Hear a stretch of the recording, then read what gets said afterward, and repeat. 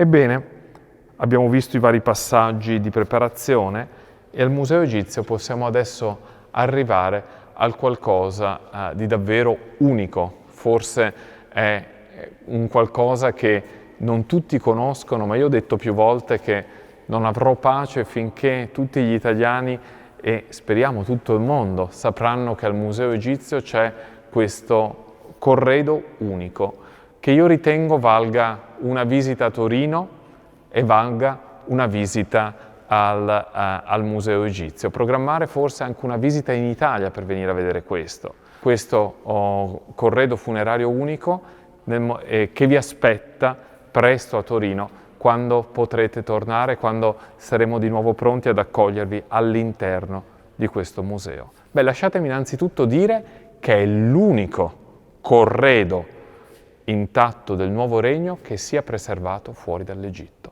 E quando dico intatto intendo dire davvero intatto. Abbiamo qui addirittura la porta che fu trovata quel 15 febbraio del 1906 da Ernesto Schiaparelli. Cosa succede? Beh, nel 1905 gli operai stanno lavorando in una zona a nord-ovest del villaggio dove trovano una cappella, la cappella di Maia, e trovano anche la cappella di Ka. I dipinti, le pitture della cappella di Maia vengono staccati e portati al Museo Egizio, mentre le pitture della cappella di Ka rimangono lì. Un anno dopo, facendo dei lavori in un terrazzamento dove c'è stato un crollo, gli operai improvvisamente trovano un pertugio. Questo pertugio che si allarga si scopre essere un pozzo che porta a delle stanze ipogee. Trovano una prima sala bloccata da delle pietre, una seconda anch'essa bloccata. Una volta tolte le pietre si trovano di fronte a questa porta che era ancora sigillata. Arthur Weigall, ispettore delle antichità che era con Schiaparelli, annota nel suo diario: il momento della resurrezione è arrivato.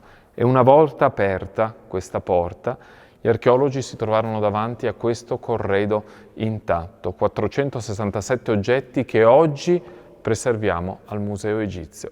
Allora comincerei subito dal sarcofago esterno di Ka. Ricordiamo un attimo chi era Ka. Il suo titolo è Imi-Erkaut-Nesut, responsabile delle opere del faraone.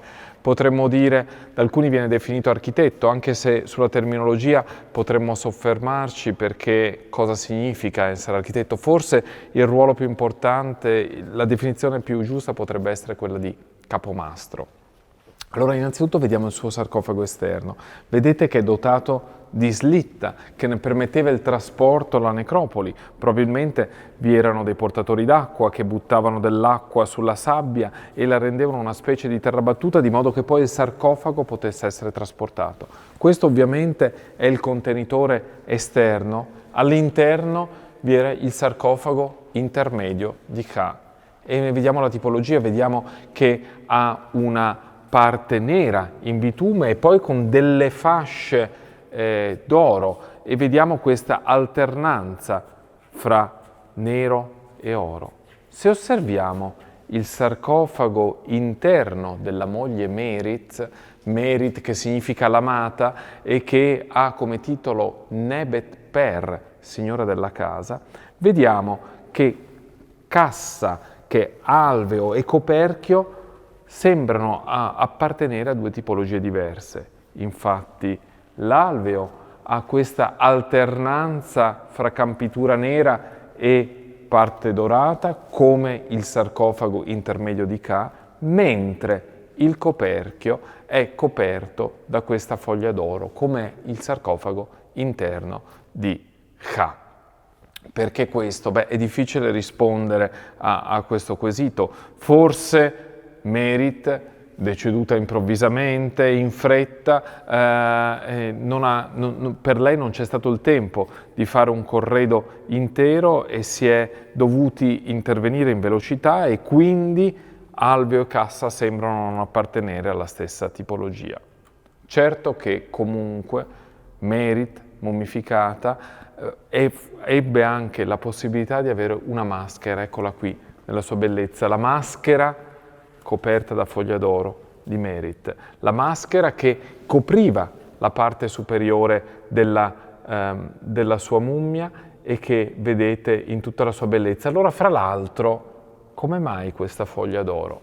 E allora ricordiamoci che il Libro dei Morti ci dice che il defunto, dopo la morte, non è più di carne ed ossa, ma la sua carne è dorata e il suo sangue è di lapislazzuli. Il defunto adesso è trasfigurato e deve andare ad una vita diversa, una vita eterna in cui viene assimilato agli dei. Quindi sarcofago esterno per Ka, sarcofago esterno per Merit, sarcofago intermedio per Ka, sarcofago interno di Merit, nel suo corredo vi è un sarcofago in meno, e poi sarcofago interno di Ka. Il sarcofago interno di Ka ha le stesse caratteristiche che avevamo visto nel coperchio del sarcofago di Merit, quindi legno coperto da questa foglia d'oro. Guardate ancora la bellezza del volto e della maschera. E poi, incredibilmente, si sono conservate le ghirlande di fiori. Ne abbiamo due. Queste ghirlande di fiori erano poste sul petto del sarcofago e al loro interno, piegato e non arrotolato, vi era il Libro dei Morti di Ka.